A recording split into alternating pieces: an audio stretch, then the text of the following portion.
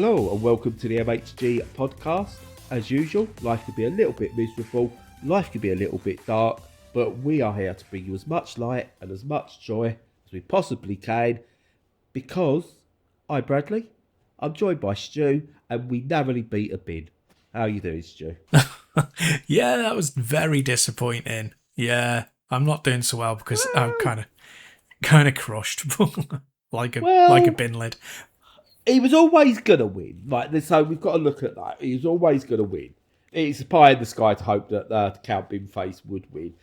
But to not win it by like 95% against the bin, yeah, I don't think that's the big victory that he thinks it is. No, no, it's not. No, you're quite right. It's a victory. And he's already been caught out lying because he said Essex Police advised, or at least some members of his party said Essex Police advised he shouldn't go because there's a credible threat to his life. And Essex Police are gone, we didn't say that. We've not said that at all. I don't know where you got that from. And the investigation into his thingy has already started again, just a mere hours after victory. So I'm not sure what that's achieved. Yep. No, well, I mean, it's like you're never under threat when you're far right from people attacking you, or very rarely, because the left just don't tend to do that shit. Like, even the people who've attacked Trump, like the ones that we actually believe have attacked Trump, were right-wingers who were just complete nutters. Yeah. Do you know what I mean? But yeah, I had less trouble with the bins when I tripped over the bin that my son put out last night for the rubbish day. Yeah. I think I had a more comprehensive victory over that. Take these victories wherever you can get them. Yeah, but yeah, he said, I think Count Binface said he got something like 95 votes against Andy Burnham. And he got 9,500, was it, against Farage? Yeah, that'll do. It's a 10,000% swing. Yeah. Jesus Christ. That'll do us. Yeah. Well done, you beat a bin. Oh, dear. Yeah. Do you know what else should be in the bin, Stu? What's that? I'm going to go straight into it. Video games sometimes. Yeah, they should. Especially as there's more and more AI slop coming out. Because there was a couple I've been looking forward to. I think, this could be cool. There's one that's like low budget repairs, and you play like a charlatan in it, like a charlatan like handyman who's doing like you meant to do like the cheapest job possible in someone's house before they notice and then get away with the profits. It sounds like really good, full of AI slop. So, oh, fantastic. Yeah, obviously Librarian last week, full of AI slop. Something else I was looking forward to, AI slop. So, yeah. However, I do believe we have been playing some non-AI slop games because they still exist. I really hope so. Unsurprisingly, I've played more than you. Oh, yes. So, ask the question. So, what have you been playing? Well, first of all, I've been playing a game called Sovereign Tower. And the way to put this is, did you play Dispatched? Yeah, I have played some of that. Right. So, imagine Dispatched, but without all the visual novel side of it. And you've pretty much got Sovereign Tower. It's a round table, the way to describe itself is a round table management RPG. And what you need to do is you need to recruit various different knights and things and send them on quests. And each of the knights that you hire, they each have their own personalities, egos and stuff like that. And what you need to do, you need to kind of make sure they work well together for certain quests and they can go out. But it's not always, roses out there. It's not always going to go well. So you have to deal with conflict as the leader and things like that. And you can sort of like, it's slightly roguelike in a way. So you can kind of go back, you can change your decisions, send different knights out there, do different recruits and things like that. And it's really, really good. It's one of those games that allows you to experiment. And you're playing it, you're going, this is done really well. I'm surprised no one's thought of this before. So it's got what I would consider normal accessibility options as part of its core gameplay loop. So when I play some games and it's all about making choices and I'm like, I don't know if this is going to work. And I'm like, do I do it or not? And I spend ages, and then I might do it wrong. And I'm like, well, I just don't want to carry on that because I know it's going to go wrong throughout the rest of it. This allows you to kind of like rewind time, make different decisions, etc., etc. And that's all baked into the gameplay. Doesn't mean it's easy. It's still very difficult, and there's still consequences to your actions. But you make a major thing, you go, I don't like that at all. You can go back and you can change it and send other things out. And you've got to make judgment calls. And it's really good that whether you succeed in something or whether you completely blow it does come down to the calls you make. And you feel in control. Now, where I love Dispatch felt like the actual management side of it was a bit tacked on as something else to do to stop it just being a visual novel. And I think I said during my time of covering that I wanted it to go deeper and do more with the management side of it. And this is what this does. It goes deeper. It does more. And it's whilst it's not set in a superhero world, so it's like very different aesthetics, very different feeling. It's got that more depth to it without worrying about like how do we develop these characters in a story way, but they still have their own lore, they still have their own background, but it's the gameplay that really pushes this forward. And I first played it, and I almost bypassed it because I thought it was a social deduction game, and I've got no issues with like what's that About Us? Not About Us. What's that one that was popular during COVID that everyone loved? Well, you're asking Little aliens. You're asking the wrong idiot.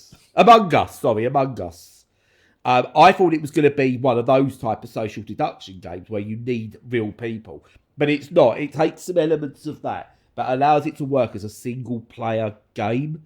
And you get different affinity systems in there. So there's things like there's merchants, there's scholars, and magical types and things in there as well.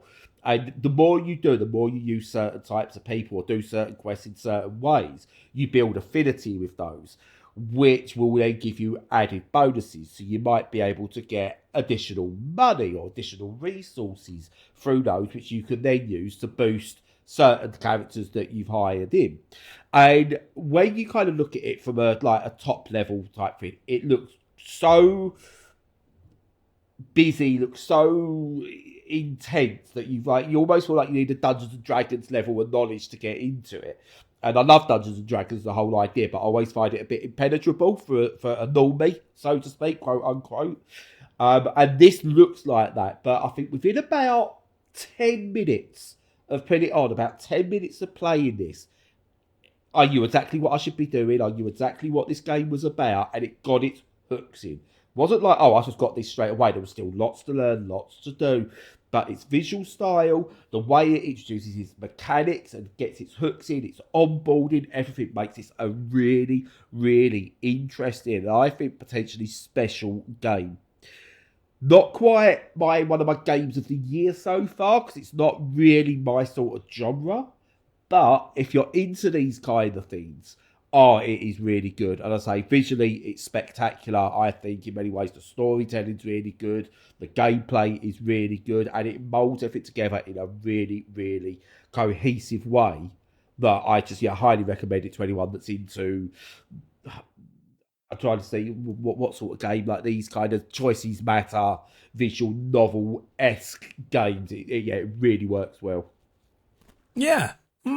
They're funny. I like the level of depth they go into, and they genuinely feel like if not a new genre, then a decent enough kind of breakaway subgenre.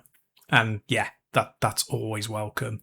They're not really for me, but really good style to it, and clearly a lot of thought put into it. So provided it's all AI free, then we're laughing, aren't we?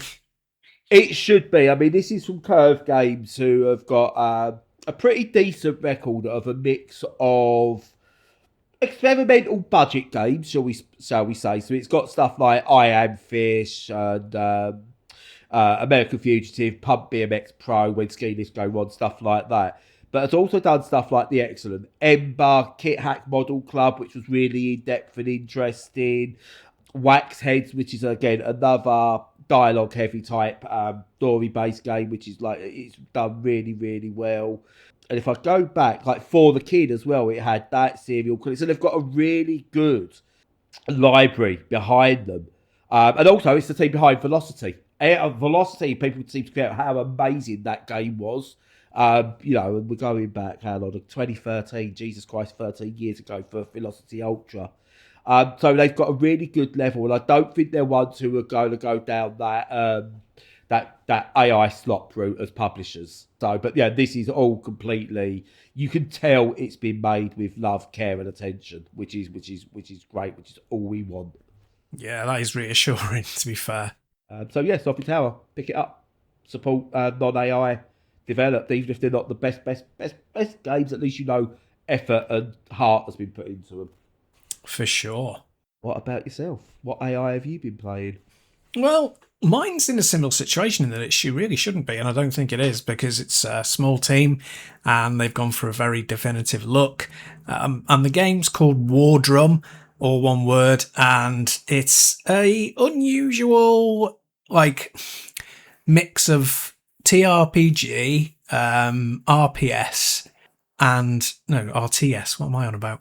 RTS. Rock, paper, shotgun. Yeah. I didn't realise you was promoting other people here, Stu. Jesus Christ. Do you know there's a rock paper scissors element to this, which is quite interesting because. Well, there we go. That's what you. I was going for. I'll say that's what the intention was all along, because it's done as a rhythm game. Your attacks are done in a rhythm action style. So the setting is sort of classic kind of low fantasy barbarians and sorcerers. But when you do your attacks or your magical buffs or whatever, you have to do it to a beat meter and make sure you're hitting on the right beat, which adds a nice element of difference to it. It's kind of funny because it's a roguelike, or roguelite. I'm not sure, probably more of a roguelite. Because instead of you progressing and building up your characters and then losing some and it's permadeath and blah, blah, blah, you can take different routes going ahead. And yeah, it's roguey. So, when you die, your characters can come back after a certain duration. But yeah, if all of your squad dies, you go back to the start. And I'm not sure how I feel about it, really. It plays pretty well. I've not got really far in, although I've played quite a few hours. And I think that speaks to the onboarding a little bit. I think the onboarding's a bit slow because it's got a lot to explain. So you've got to teach people the basic rules of a TRPG. Even if people have played a billion of them, you still got to go through it. So you're going through that, you're getting taught that, you're getting taught about how to use the rhythm system. And then you've got a lot of, stuff in the background, like you earn trinkets that you can attach to your characters to give them boosts and buffs. And you've got standard choices of upgrades when you go past certain XP milestones. And you also have a system where you can attach rhythm chains to certain characters, which you can choose the complexity of, and the more complexity they have, the more effective it is. Now, all those things obviously are, take some time to get used to, but I still feel like I'm in the beginner stage after 5 or 6 hours. And considering I like games that last 10 hours, you used up 3/4 of your time. But, that's on me. But I'm not directly criticising the game for that. I'm just saying that, it is kind of a slow onboarding process.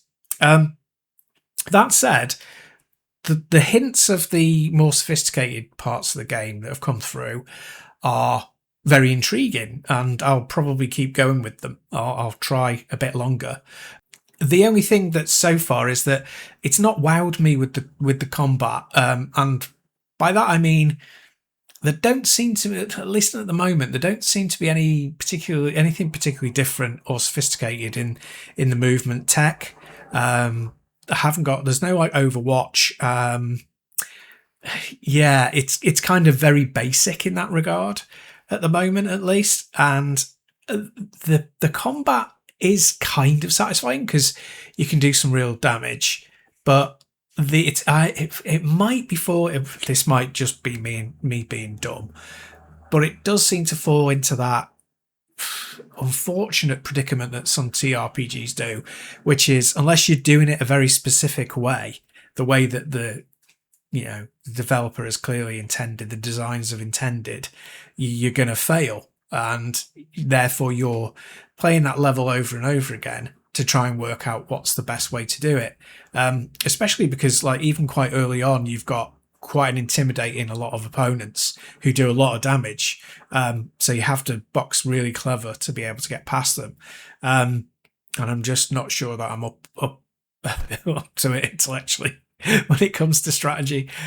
But yeah, no, it's got a lot of good elements. I think the graphics will divide people.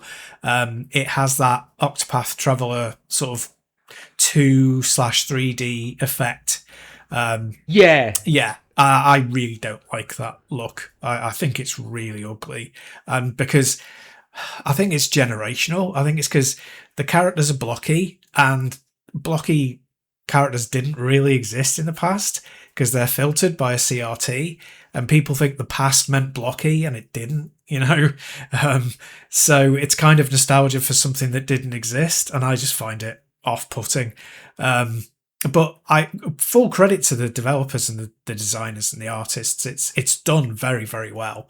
And the art, interstitial art and cutting cutscenes is really excellent. So it's an intentional design, and it's done like very well. It's applied extremely well. So it's only a personal choice that says it's not great looking. So yeah, no, I think there's a lot in there, a lot to discover. I'm a little bit on the fence about how long it takes to discover that, and the fact that why it's rogue in the first place. I feel I much prefer to build towards things properly or anything with an RPG style system. And I'm not sure I like the rogue side of it, but pick apart what I've said. It's got a lot going for it. Some of it didn't vibe with me. Some of it will vibe with you. If you like the look of it and you look into the system of it, I think if it attracts you, then go for it. It's a clever mix of a couple of styles, but that's only the surface thing. The deeper thing is that it's roguelike. So yeah, approach with caution, but if you vibe with it, you'll probably love it. Yeah, I've got this on my wish list. It's one of those thanks to the new Steam feature of being able to actually put categories on your Steam wish list. Yes. Yeah. This is on my at a really low price. I'll give this a go section. Yeah, it looks interesting, but not one I'm willing to pay out big for or must jump into now. It'll be one of those that if I see it for a couple of quid, I'll pick it up, or if it's in a bundle. It looks interesting, but not enough at the moment to pick up. Yeah, it's very much one of those that it has a lot of elements that a lot of people will really like, but the number of people who like every single one of those things and is willing to commit a lot of time to it is probably far fewer. It's not an approachable game, I don't think. Yeah. Which is fine, that's fine, but that means it's playing to its already existing audience a little. It's a bit, it's certainly not a kind of Final Fantasy Tactics where just about everybody who picks it up loves it, even if you hate most tactics games kind of thing. It's much more niche than that, but hopefully it finds its audience because it is a quality product. Yeah, no, one to keep an eye on for some, or if you're really into it, I suppose. But yeah, moving on. Sometimes there are games that come out that defy logic. There are games that come out that just change the course of gaming. They're just something. Well, this is one that if you was to show this to anyone and go, can I give you a reason as to whether or not you should do Gen AI slop as your next video game? This would be in the yes, you should move to Gen AI column. Because I've played Agefield High, Rock the School. And it is quite possibly one of the worst video games I have played in the last decade. Wow. Everything about it is terrible. And to start off with, things that can be fixed it's buggy as hell. I've played it on a normal computer, I've played it on Steam Deck, and it crashes left, right, and centre. Up to the point it became unplayable after a certain amount of time. It was crashing that often. It's janky as hell, and not in that cool, Euro jank style way. It is just janky. Just the way it moves, the way the camera moves, character animations, all that kind of thing. Again, it can be fixed, but it would take a lot of work to fix it. So, all in there, it's not a very playable video game. Then you kind of go into the things that can't be fixed. And this is a game that's based in early 2000s. And rather than going into let's look at what the early 2000s was. Let's look at what was problematic about the early 2000s with your American Pies and your stuff like that. Like if you go back and look at American Pie, for example, now, and I'm going to use this as an example because there's a reason I'm using this as an example, and you look at the behaviour of the supposed heroes of the piece, well, there's a lot of sexual abuse that goes on in there. It's how it's treated with a joke that they are basically spying on a young schoolgirl-aged girl while she gets changed in her room, and that's all played for laughs. That's, Jesus Christ, that is something seriously wrong with that. The bullying that goes on. And when you look at it in today's lens back then, you kind of have to watch American Pie in a... if my daughter, if Edith watched, she'd be looking at it going, was that what it was really like back then, Dad? And you're like, it was, yeah, but we've changed in the last 25 years. That's 25 years ago, don't worry. The same way as if you watched Only Fools and Horses, like early Only Fools and Horses in the mid 2000s, you're going, yeah, but that was 25 years ago. We've changed. You can't get away with saying those things anymore. That's kind of how much of an era change there is. And when you watch a lot of things that ape on that these days, they do it in a way that is to kind of mock it and go, look, satirically, that's what it was like and we've changed it. It does it through a certain lens. Agefield High seems to be reminiscing with rose-tinted spectacles about that era and sort of really sort of like hyping it up like it was this amazing thing. So there's a lot of like school raunchiness that goes on. It calls itself an edgy teen movie inspired game. And when I think people use the term edgy, I think that's where they kind of try and use as a get out clause on we've got no real original idea, but we love this stuff from when it was there. We still wish it was in that world. It reminds me of James Acaster's bit about mocking Ricky Gervais with the "What's the matter? Too edgy for you?" And he does that bit. And this is kind of what this game is. It kind of doesn't look at that era and go, yeah, we're kind of doing it a bit tongue-in-cheek. No, it's celebrating that era. So it's misogynistic as hell. The sex comedy stuff is gross. It's it made me feel dirty playing it. It made me feel dirtier than playing some of those 2010s era Japanese visual novels where you'd be scared if anyone walked in and saw you playing them. That, I felt cleaner playing that than I did this. It's just grim in many ways. And it says, like, it talks like, again, this is going on their description here. One of the things, and this is really sums them up. Imagine an edgy teen movie from the early 2000s that isn't afraid of humour that some people might consider outdated. Oh, what? Bloody hell. What? Red flag. Yeah. Hey, these are the sort of people that watched Alf Garnett, would have watched Alf Garnett and not realised he was the butt of the joke. His racism was outdated even then, and that was the joke. They're the same people that reference Alf Garnett today as a way, back when you could say what you wanted. It's like, no, he was the joke. He wasn't to be celebrated. He was a nasty piece of work, even in the programme, and was seen as that. So they're the people that do that, and this is what they're doing. They're going, this is back when you could do what you want. You could get a bit sexy. No, you couldn't. Right? It was grim then, it's grim now. It's just we're older and we understand what a lot's going on. When I watched American Pie and She's All That and so on and so forth, I watched that through younger eyes and wasn't aware of the world around me as much. So yes, I did find bits funny, but as I grew up, it's when you watch She's All That, and you're watching I can't remember the actress's name now. She's considered, like, I think not another teen movie, actually so far ahead of its time in the way it apes all those, where She's All That, and they do this. She's ugly because she wears glasses and overalls, when quite clearly she's not. Very beautiful girl in there at the time and stuff like that.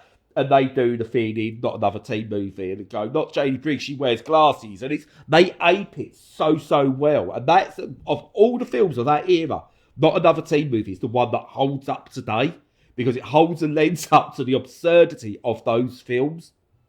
Anyway, so take out the grossness of this and everything, and I think it is very outdated, and you can't just use that as an excuse anymore. You can't write like that unless you're doing it through a satirical lens.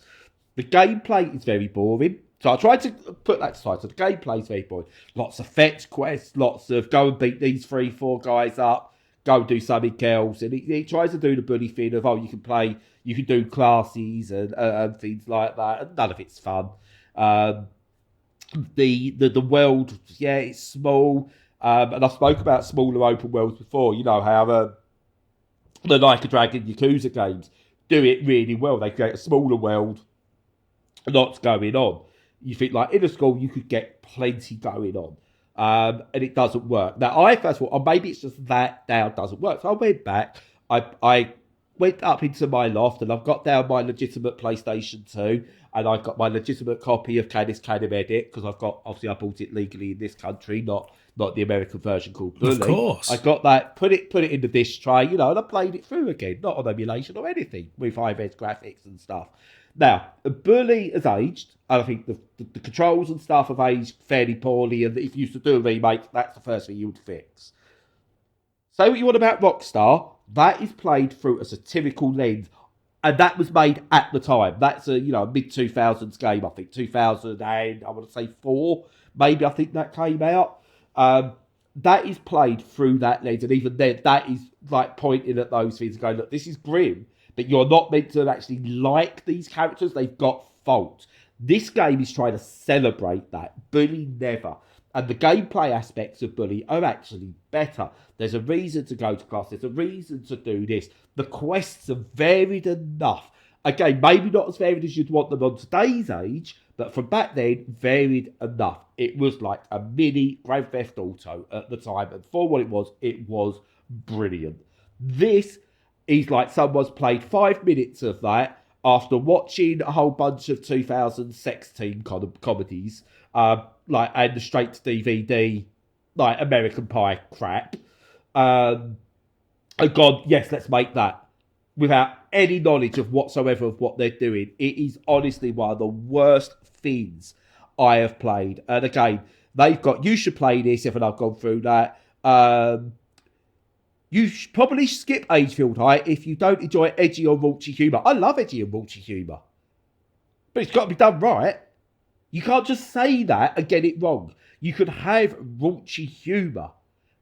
Even today, where apparently all too woke is what they all like to say, everyone loves a bit of raunchy humour if it's done in the right way. And it's getting it right. It's not just objectifying women. And this isn't women. These are school-age children. Like, maybe 17, 18, but it's still set in a fucking school. You can't get away with that unless you're doing it through that satirical lens. And this definitely isn't. It's not clever enough. Shouldn't play it if you're expecting a massive AAA open world. No, I'm not. But if you're not doing a massive AAA open world, your game should not be suffering from the same issues that a massive Bethesda open world suffers from. If you've got a smaller world, you should be able to control your aspects better. Or if you're looking for a deep RPG, no, maybe I'm not. But I've got to have some element of development.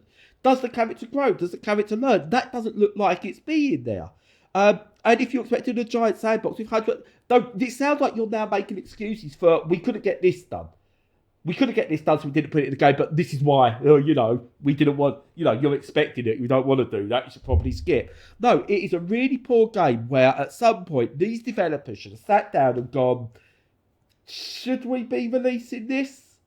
and gone, and someone should have said, yeah, no, we probably shouldn't. Maybe we just put it out there as a freebie on itch.io or something like that. Then I think you can go to it and go, or rewrite it slightly. You know, it's a janky game, satirical, whatever. No, this celebrates that culture. It's a broken, buggy mess. It's boring. And I think that's its biggest crime. It is boring as well. So even without that, I didn't laugh one little bit. I've played some stuff that is considered outdated. And, you know, sometimes you have that guilty little, I shouldn't find that funny, but yeah, that was quite funny. Oh. Do you know you get that? There's none of that in here. No. Gross is the word. It just definitely sounds really gross. I'm glad to see it's got tons of negative reviews on Steam, which is excellent, really. But yeah, I hadn't checked any of that out. It's only when I loaded it up just to get a couple of reference points for what I was going through, make sure I got a couple of verbiages right. And I thought, oh yeah, mostly negative. Thank Christ for that. Yeah, faith in humanity slightly restored. Yeah. Yeah, and a lot of looking at some of the comments as a quick glance are all saying, like, no, this is gross. And a lot of it is on the bugs and stuff. A couple of them have said, like, oh, we love the humour. Blah, blah, blah. Yeah, no, weird creeps. It is awful. And it is, honestly, it's the worst thing I've played in about a decade. Yeah, and it's, buggy, not bully. So, even worse. Yeah. It's still not as bad as Sonic 4 Episode 1, though. Still the yardstick. It is still my yardstick as the worst game ever. Yeah. Of proper games, obviously, I don't count proper slop that doesn't work. If a game runs, that's when you can consider it a reviewable game. And unfortunately, Agefield High does run. That is a shame. Yes. If you don't mind, have we got a couple of minutes? No, not really. No, okay, I'll save it for next week. Okay, yeah. I wanted to end on a more positive note. So what I will say, because you've got to get going, I've also played Dusk Fade. I'll cover that next week properly. That is a really good game that arcs back to a previous generation of types of game. But yeah, Dusk Fade is really good. Play that and then we'll discuss it next week. Marvellous. Yeah, good stuff. So until next week, follow us on all the socials. Make sure you're checking out the content on the website. Join us for chat on Discord. And until next week, stay safe and stay sane.